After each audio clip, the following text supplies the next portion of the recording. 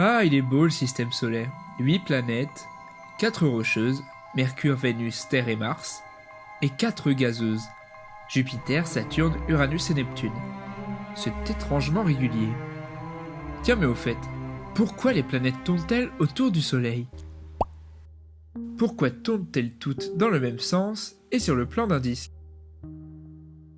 Tout d'abord, lorsque nous parlons de la rotation des planètes autour du Soleil, cela s'appelle une révolution. Afin de ne pas confondre ce mouvement avec une rotation de la planète sur elle-même.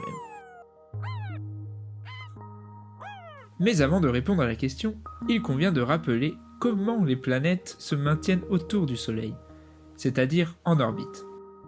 Le Soleil, avec sa formidable masse, courbe l'espace-temps comme une grosse boule de pétanque courberait un drap tendu. Les planètes, elles, agissent comme de petites billes dont la course serait déviée par cette courbure.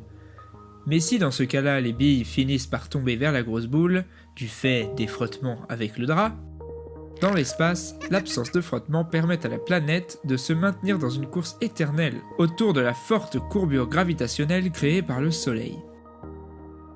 Pour comprendre ce phénomène de révolution des planètes, il nous faut revenir au tout début du système solaire. Au commencement, Dieu créa... Non, c'est pas ça.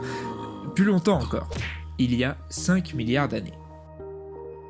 À l'époque, le Soleil et ses planètes n'existent pas encore.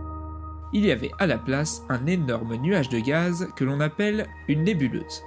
Comme celle-ci par exemple, capturée par le télescope Hubble.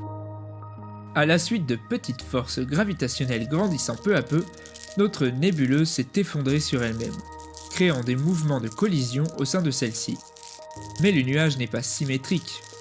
Ces mouvements ont peu à peu commencé à s'ordonner dans un sens, ce qui a eu pour effet de créer une rotation. La rotation du nuage de gaz est donc la somme des mouvements des particules amplifiées au gré de leur collision. Mais après la gravitation, une force supplémentaire a fait son entrée. C'est la force centrifuge, celle qu'on retrouve dans les lave-linges ou les manèges de fêtes foraines. La force centrifuge pousse vers l'extérieur les objets. Pour notre nébuleuse, cela a eu effet d'aplatir le nuage, à la manière d'un pizzaïole qui aplatit la pâte en la faisant tourner autour de sa main. Ceci a donné naissance au disque protosolaire. Puis la gravitation forme des accrétions au sein de ce disque, ce qui donnera naissance aux planètes qui tournent donc autour du centre devenu par accrétion, lui aussi, une étoile, notre Soleil.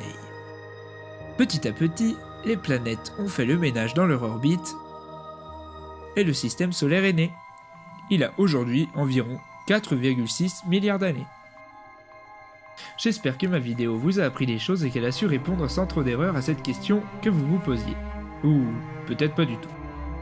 En tout cas, ça m'a beaucoup plu de faire ces recherches, car ce qu'il faut faire lorsqu'on a une question, c'est de chercher la réponse.